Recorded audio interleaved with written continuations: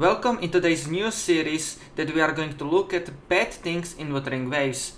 This is episode 1 and we are going to continue until there is nothing else. This video may sound like my personal opinions, but I hope they are more critically lacking things in Wuthering waves that were promised and they are just not there, not working, or terribly designed. So let's see what episode 1 has store for us. Before I start this video, consider liking and subscribing. I want to continue making Wuthering waves content, so I would really appreciate if you subscribe. That means a lot to me. So I hope you will like this video. But now let's get back into video.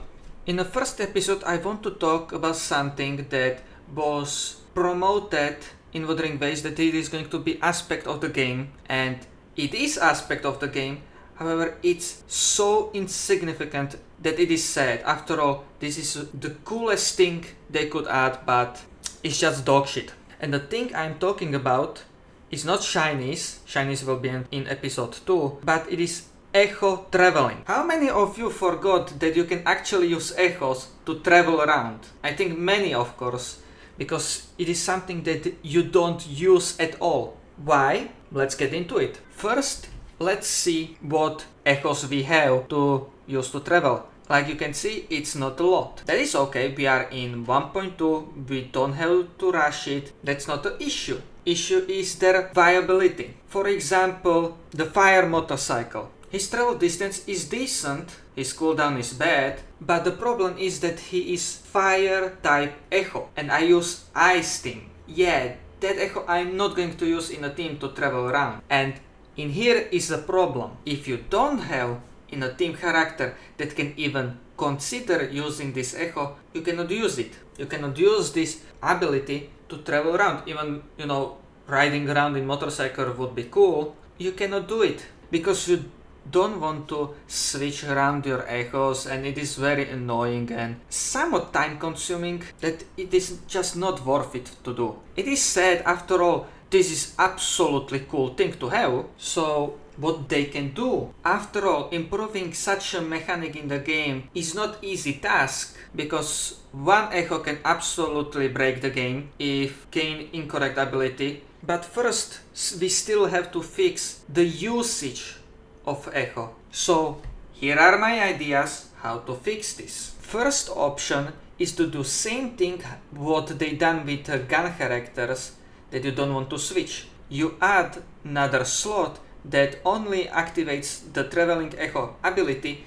and cannot be used in combat. So you are not getting echo for damage, just for the ability to travel around, which would be fantastic benefit, but I think that would be not correct thing to do this way. It is option and I would rather have this option than none, but we have grappling hook and I don't want to switch many things for grappling hook because the grappling hook is such a useful thing that switching to anything else is waste. You just must. And to travel around using this method, still many people would not use it. So here is my second idea, which I think would be much beneficial, is add some sort of quest to know about the new city, that there are advanced echo that can communicate there on another level. However, we are not going to go there. We are just going to get fourth slot where our character menu is, and then we can use echo in there to travel around or use in combat. So we now have 4 echoes in a team that anybody can use. I would be happy if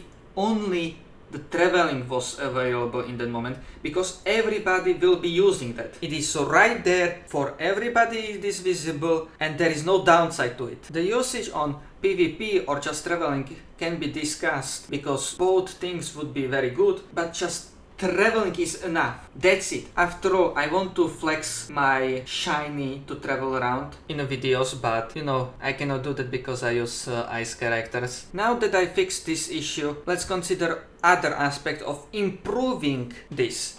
This is on method that I come up, so this is just another layer to it. And I got brilliant idea to add specifically to echoes that can be used in this way another ability up front, like we have attack percentage, healing bonus, travel distance, for only echoes that can do this. Like the legendary max 20%, that's okay, and you can upgrade the speed of the traveling, I don't know, the cooldown of activation to travel, and the distance another. Like you could have all of this stuff and you can roll for it. In this aspect, I understand. What about if I want to use this echo in PvP? You wouldn't, because who would use traveling distance in there? And another aspect, he would have his own leveling upgrades, which I think would be absolutely insanely good thing. Another aspect for people to grind, explore more. I don't see